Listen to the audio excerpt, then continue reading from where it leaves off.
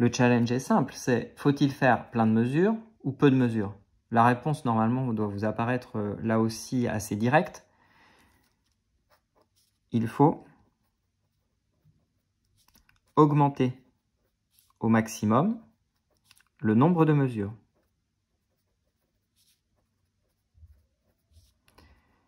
Si vous avez bien compris ce que vous venez de lire, le nombre de mesures, petit n. L'argument mathématique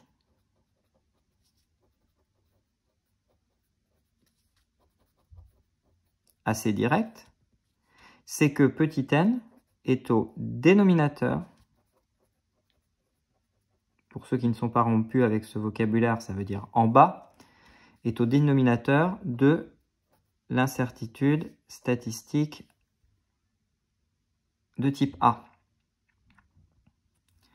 Si petit n augmente, alors, puisque c'est au dénominateur, l'incertitude statistique de type A diminue forcément. Vous augmentez donc la précision.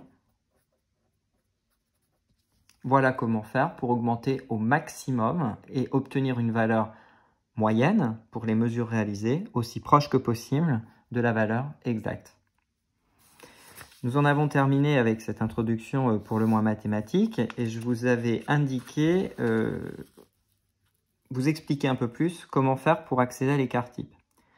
Tout ça prend sens pour vous puisque vous êtes rompu à l'exercice avec le fameux concept de moyenne que vous manipulez normalement un minimum dans votre scolarité régulière et journalière. Vous avez donc ici la possibilité d'avoir, admettons, 4 notes.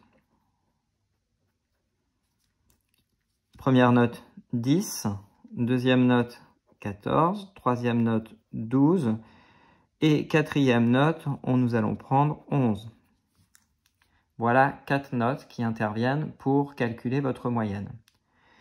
Il est assez simple de comprendre que si l'on sélectionne une seule de ces notes pour refléter votre niveau, c'est évidemment la situation la plus injuste et la situation la plus incertaine.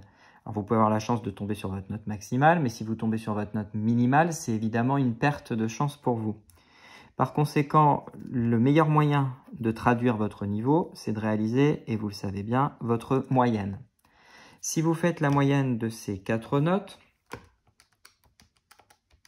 ce que je suis en train de faire, j'obtiens 11,75. Je suis obligé d'arrondir à 12.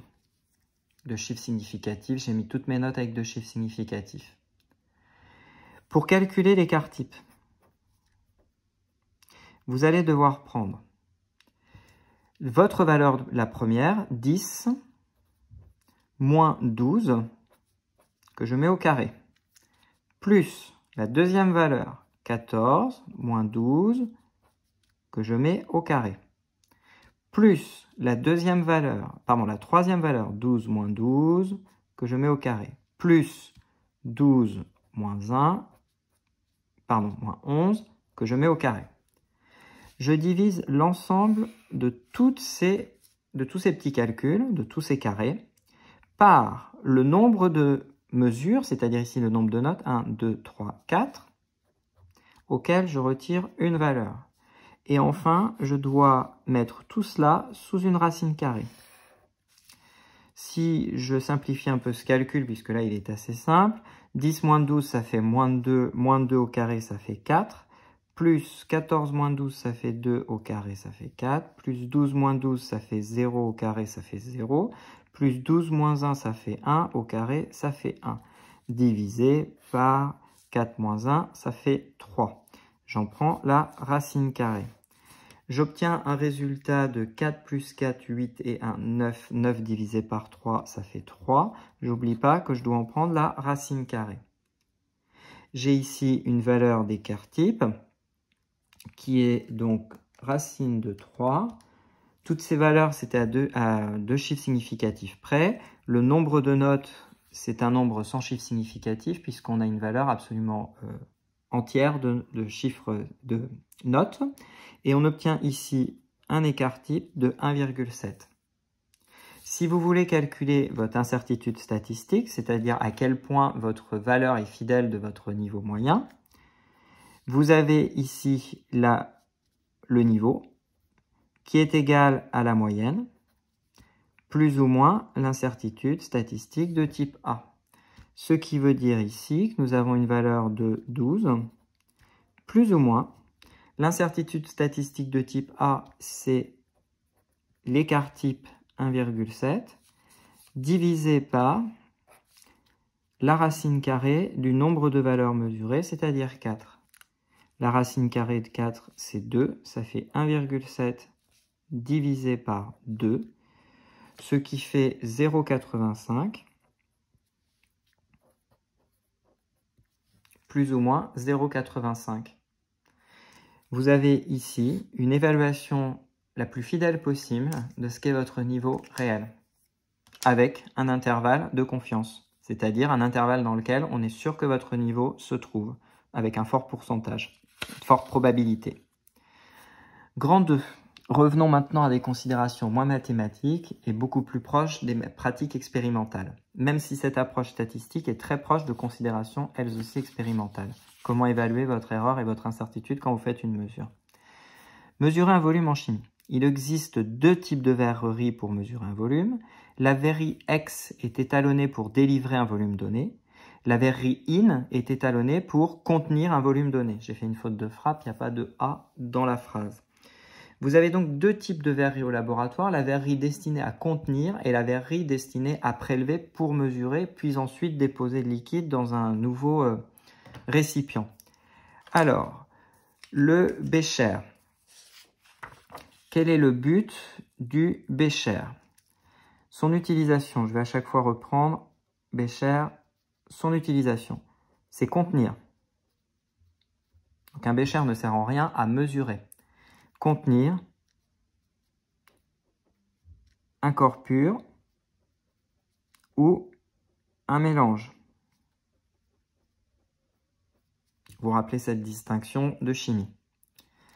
Schématisation en vue de profil. Le bécher, c'est un seul bec verseur. Donc vous n'oublierez pas de faire attention, on n'en met pas deux, on en fait un seul. Le type de verrerie, X ou IN, eh bien, ce n'est pas fait pour mesurer un volume, donc ça ne va pas délivrer un volume, c'est fait pour contenir un volume, IN. Pour finir, on me donne une incertitude absolue, delta V égale 5 ml pour un volume de V égale à 100 ml. L'incertitude relative est donnée par delta V sur V fois 100, ce qui me donne, dans le cas présent, delta V 5 sur 100 fois 100, c'est-à-dire 5%. Voilà le tableau que j'ai à remplir pour chacun des éléments de verrerie qui sont proposés. Vous allez devoir retenir un certain nombre de choses pour les éléments de verrerie les plus fréquents au laboratoire. Nous allons voir lesquels tout de suite. Vous n'aurez évidemment pas à apprendre par cœur les incertitudes, le type de verrerie. Vous devez savoir le nom de l'objet, à quoi ça sert et son schéma de profil. L'Erlen. Je peux déjà commencer par vous dire qu'il va falloir retenir ce à quoi sert un Erlen. Idem bécher plus chauffer. Quand on veut chauffer, on va préférer utiliser un Erlen à un bécher. Je vous explique la raison dans quelques instants. L'Erlen, son schéma vue de profil, c'est ça. Est-ce que c'est une verrerie faite pour mesurer? Non, pas du tout. C'est donc une verrerie de contenance, ce qu'on appelle verrerie IN. Les valeurs sont exactement les mêmes que pour le bécher, 5% d'erreur sur la mesure d'un volume dans un Erlen. On comprend pourquoi on ne va évidemment pas utiliser ces objets pour mesurer au regard de l'incertitude relative.